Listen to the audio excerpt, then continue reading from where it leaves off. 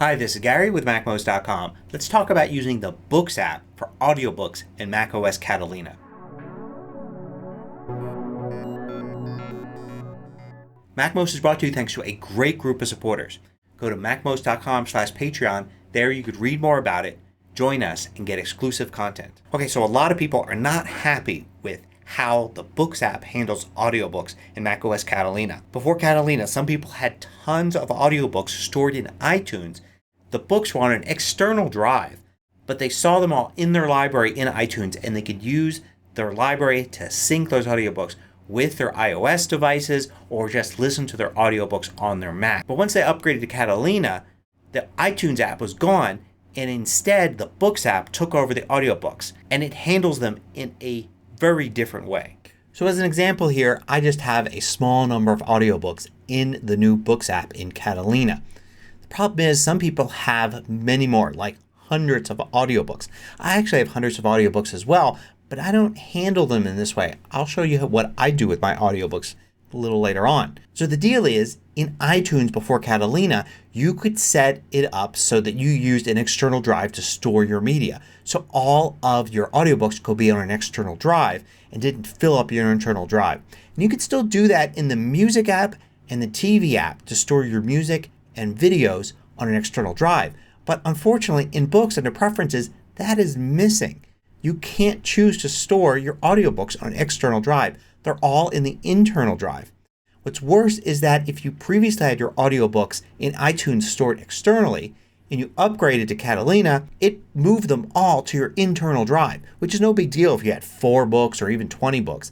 But if you had hundreds, it quickly filled up your internal drive. So where are these files exactly? Unfortunately, if you control click on them or look through the menus, there is no way to locate where each one is. But you can find them if you know where to look. So in the Finder, go to the Go menu and hold down the Option key and you'll see Library appear. Go to Library, and under Library you can look for Containers. And then in Containers look for com.apple.bkagentservice.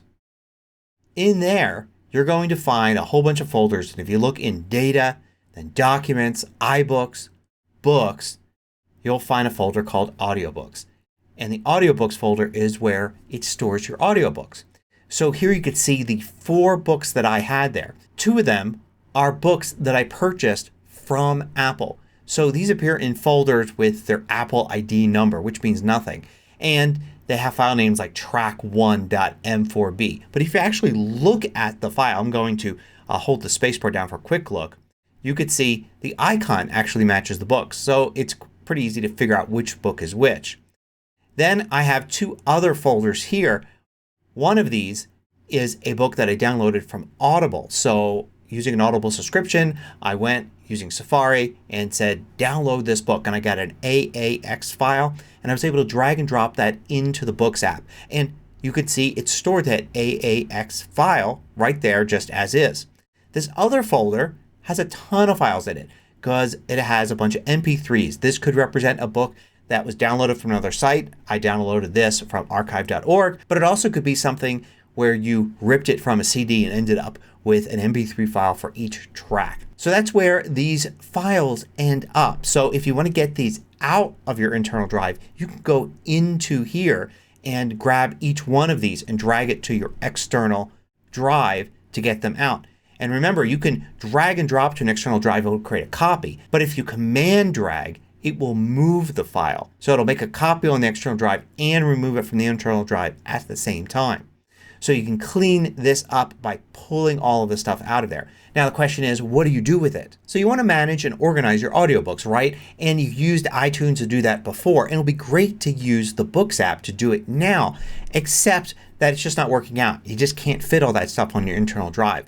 Well, thankfully the Finder is fantastic at allowing you to manage and organize files. So I've created an audiobooks folder here on an external drive to hold all my audiobooks. Now imagine if there were hundreds here instead of just these few. There are a lot of different things I can do here. I can name the files anything I want. So I can change the name to the book title or the author's name in the book title. I can use spaces or not use spaces. Here I'm using the default name that came with these Audible files when I downloaded them, which are good enough for me to be able to figure out what book is what. Then I have this folder here that has all those MP3s in it for that book. And then I have some other things, like here are the M4B files that I got from Apple's bookstore, and I just moved them over here. Now I could just leave them like this if I want, but I can create subfolders as well. So you can create a new folder here, and you can give it a author's name, for instance, and drag and drop the book in there. And it's pretty easy then to use the Finder, in any mode you want. List View is pretty good for this. And you can create folders within folders. So for instance, I can create a genre folder like mystery or sci-fi, and under that I can create authors. I can do a biographies folder, but instead of doing an author's name or even using the titles of the books, I can use the subject name, which is how you would find biographies in a bookstore or library, for instance. So you can organize these any way you want. Now I can make it even easier to find these books by adding my own metadata. Now some books will already have it, like this book, since it's from Apple Store. If I do Command I, you're going to see I get all sorts of information here about the book. And if I look at other books, I'm not going to get that kind of information. But I can certainly add it. I can add tags, for instance. I could add comments too, and these will show up in searches. So if I wanted to add like author's name in comments or alternative titles or something I want to search on, I could certainly do that here to make it easier to organize things. Now to listen to these books, most of the time you're going to have to drag them into the Books app. Although Apple's own books, you can actually open those up in QuickTime Player and they'll play. But Audible books, for instance, you're going to need the authorization that's part of the Books app. And some of these other ones is probably better, like for a large collection here, to listen to it in the Books app. So the idea would be is when you want to listen to a book, you drag and drop it into the Books app. It'll import it in and put it in your internal drive's library, which isn't where you want it for the long term, but it's fine for listening to the book now. Then select that book when you're done, and you can simply hit the delete key and delete it from your internal library. And you can see that book is still there in my external drive. That didn't change. So I'm only going to put the book I'm listening to, or maybe a few books, here in the Books app.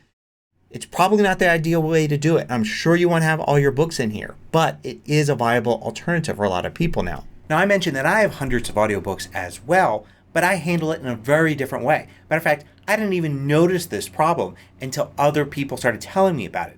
That's because I've been buying books from Audible for a long time, and I just use the Audible app on my iPhone to listen to books. So I never stored them in iTunes. I never even downloaded the books. I just went into the app, looked at my library, downloaded the book I was going to listen to right then, listened to it, and then removed it from my iOS app when I was done. Now I know some people like to download copies of everything they purchase, the music, movies, and audiobooks. And if you do that, then having them on an external drive and doing what I showed is a good way to do that with Catalina. But I'm finding out that a lot of people that use Audible didn't know about the Audible app or didn't think of it as the best way to listen to audiobooks. For me, my iPhone is what I have with me when I want to read, whether I'm walking, driving, relaxing, or going to bed. I've got my phone with me, and that's the device I use to listen to audiobooks, not my Mac. And you could do the same thing with Apple's audiobooks. Just use the Books app on your iPhone rather than the one on your Mac, and only get the book that you're currently listening to.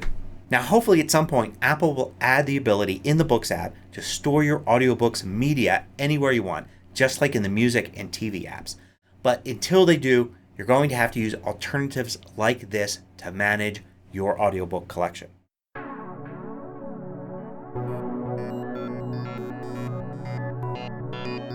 I publish new tutorials every weekday. Hit the subscribe button so you don't miss out. Then hit the little bell icon to get notifications for each new tutorial.